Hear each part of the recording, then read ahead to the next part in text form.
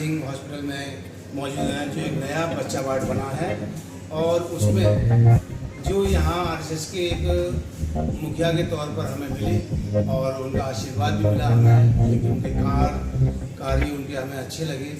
कोई भी पेशेंट आता है, कोई भेदभाव नहीं देखा हमने और सभी को वो एक समान देखते हैं और खुद भी स्वयं भागा दौड़ी करते हैं। प्रेजेंट में मुझे एक बच्चा मिला जिससे कि एक बच्चा ये मौजूद है, उसका अल्ट्रासाउंड भी साथ में है और खुद ही स्वयं भागे और मैं इनसे खुद ही परिचय जानने की कोशिश करूँगा। सर आपका शुभ नाम? मेरा विकास शर्मा नाम है, मैं संघ से हूँ, मैं सेवा प्रमुख हूँ अपने भाग में। सर ये मैंने जो देखा आपके यहाँ भाग दौड़, आपको कैसा लगता है यहाँ? एक्चुअल में आपको जब अच्छा लगेगा जब आप स्वयं खुश करेंगे। आप बिना कहे किसी को खाली ऑर्डर देकर चले जाएंगे, अगर अपना पेन नहीं लेंगे। आपको दर्द खुद लेना पड़ेगा, आपको दर्द लेना पड़ेगा जब भी आप किसी मरीज को ठीक करा सकते। अभी परसों एक मरीज था, 2 दिन से उसकी पत्नी का ऑपरेशन होना था, उसके पास कोई वो नहीं था ब्लड, तो एक्सचेंज करने के लिए ब्लड नहीं था उसके पास। तो वो फिर कैसे उसको हमने उससे पूछा कि तुम्हें क्या परेशानी है? तो बोले साहब जी हमारे पास ब्लड की व्यवस्था नहीं होती।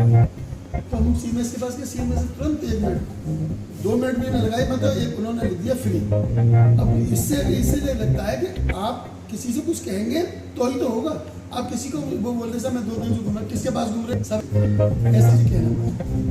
लेकिन सर जो सीएमएस का आपने अभी नाम लिया तो उनकी व्यवस्था यहाँ मुझे तो दुरुस्त नज़र आ रही है, जो बेड वगैरह सफाई वगैरह यहाँ लग रही है। और आपसे पूछना चाहता हूँ, जब आप उनसे मिले और जब डॉक्टर साहब से जब सीएमएस साहब से कहा ब्लड के लिए, तो उन्होंने क्या वो चीज़ समझाओ, किस तरह से उन्होंने आपको? उन्होंने जबकि वो अपने ऑफिस में नहीं थे, एक वो वार्ड नंबर 2 में थे, वार्ड का जब दौरा चल रहा था, वार्ड में वो सुबह अपना एक पूरे हॉस्पिटल का एक सर्वे टाइप का करते हैं, मतलब निरीक्षण करते हैं। तो वार्ड नंबर 2 में थे, मैंने उनसे कहा तो उन्होंने बिना देर किए उन्होंने हत्या लिख दी। उन्होंने मुझसे ये भी नहीं पूछा कि भाई क्या, तो हम लेके आए ना, संघ की तरफ से लेके आए हैं, तो वो समझते हैं कि हमारा ये सच है। तो उन्होंने आप दिया और उसको एक बोला सर कोई पैसे की बात नहीं करी, उन्होंने कुछ पैसे नहीं फ्री दिए। तो उसका खुश हुआ। बाद में वो शुक्रिया अदा करने के लिए 10 मिनट बाहर खड़ा हुआ। फिर वो मैंने पूछा कि क्या नाम है? इकबाल नाम बताया था साहब ने। तो बोले मेरे को इतनी खुशी नहीं सर, आप 10 लोग मुझे पकड़ के लेके आए और मुझे ब्लड दिला दिया। मैंने कि ये इसमें अधिकार है, सरकार इसीलिए काम कर रही है। अच्छा अभी जो बच्ची का आपने एक्सरे में गए और एक्सरे रूम में गए, तो वहाँ किस तरह से आपने उनको व्यवस्था देखी? एक्चुअली में क्या है, वो लोग आपको मैं बताता हूँ आपको, ये इसलिए व्यवस्था और इसमें 2200 से 2000 से 2200 पेशेंट आता है ओपीडी में। आप सोचिए, उसके बाद डॉक्टर्स की बहुत कमी है, डॉक्टर्स कमी है, स्टाफ बहुत कम है, उसके बाद में भी यहाँ स्टाफ। सर जो आप बता रहे हैं बीच में रोकने की कोशिश करूँगा कि इसमें जो है सरकार की थोड़ी कमी है या नहीं? सरकारी कमी में इसलिए नहीं मानता। एक्चुअली में मेरे पास से डिमांड जाती है, डिमांड जाएगी तो ही आगे काम करें। डिमांड जाती है, सीएमएस भेजता है, सीएमओ पर भेजेंगे ऊपर स्वास्थ्य मंत्रालय से ही जब थोड़ा बहुत जो भी जितना भी आता है, थोड़ा बहुत जितना भी आता है, हम लोग जब तक कुछ मांगेंगे नहीं। माँ दूध जब पिलाती है जब बच्चा रोता है।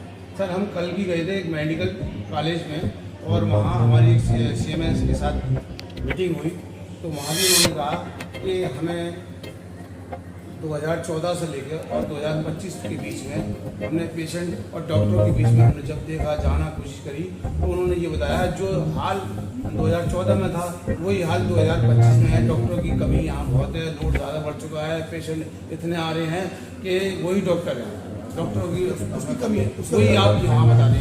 उसका कारण भी है। एक्चुअली जो अच्छे डॉक्टर्स हैं, जो मेडिकल कॉलेज से पढ़ के आते हैं, वो डॉक्टर तो हमारे पास आते हैं, वो अभी भी लगे हुए हैं, हमारे ओपीडी देखते हैं, उसमें से डॉक्टर बहुत अच्छे डॉक्टर भी आते हैं। पर जो डॉक्टर प्राइवेट हॉस्पिटलों में पड़े हुए वो हमारे यहाँ क्यों आए? वो 1-1 करोड़ 2-2 करोड़ रुपये खर्च करके आते हैं, वो सब बाहर चले जाते हैं, विदेशों में जाते हैं। क्यों? उनको यहाँ पर हमारे यहाँ इतना पैसा नहीं मिलेगा, वो पैसे के पीछे गए हैं। सर पैसे को देखोगे या आपने हम भारत को देखेंगे, हम लोगों को देखेंगे। हाँ बिल्कुल आपकी बात सही है, क्योंकि आपने जो मुद्दा उठाया है बहुत अच्छा उठाया।